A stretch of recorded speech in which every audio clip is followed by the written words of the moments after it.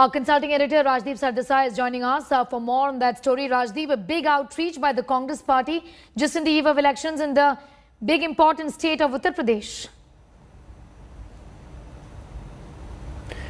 Yes, Neha, it does create a buzz for the Congress ahead of the Uttar Pradesh elections to announce in a state like Uttar Pradesh that you're giving 40% of seats or tickets to women candidates is a big announcement. But beyond the optics, beyond the buzz that it creates, will it actually have an impact on the ground? That's hugely uncertain given the fact that the Congress itself organizationally has still not been able to reach the level where it will be seen as a serious contender. However, the woman voter is an increasingly important voter in this country. There have been surveys that have suggested today that around 68% of women actually vote independently of what the male members of the family decide. We saw with Mamata Banerjee in Bengal. We've seen it in the past with Jayalalitha in Tamil Nadu, with Nitish Kumar in Bihar, even with Narendra Modi ji. We've seen them all specifically use the women or specifically see the women as a critical vote bank. Now, for the Congress party, which for the longest time, over 30 years in Uttar Pradesh,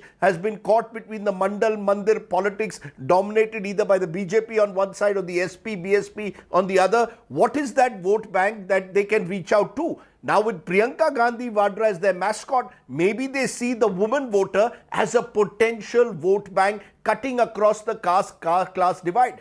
Whether just announcing tickets is enough is the big question, because when Priyanka Gandhi Vadra was asked the question whether she would be the candidate of the Congress for Uttar Pradesh as Chief Minister, she's backed out of that question, said that will be discussed later.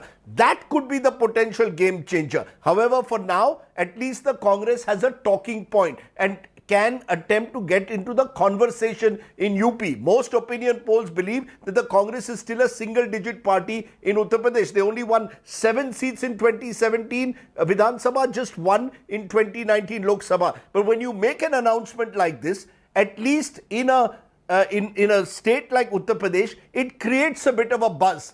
And maybe, just maybe, it gives the Congress something to cling on to entering into this election race. But it will need much more than just this announcement. It will need the Congress to get its organization together, to get its local leadership together, and more importantly, to decide what exactly is Priyanka Gandhi Vadra's role going to be. But at a time when the woman voter is increasingly important in Indian elections, swings elections like in Bengal with Mamata Banerjee, maybe, just maybe, the Congress at least is giving itself a relatively low risk, potentially higher reward option. It's also going to be very interesting to see how other political parties really react to this announcement that is coming from the Congress General Secretary in charge of UP today. Rajdeep, thanks so much for your perspective on that story.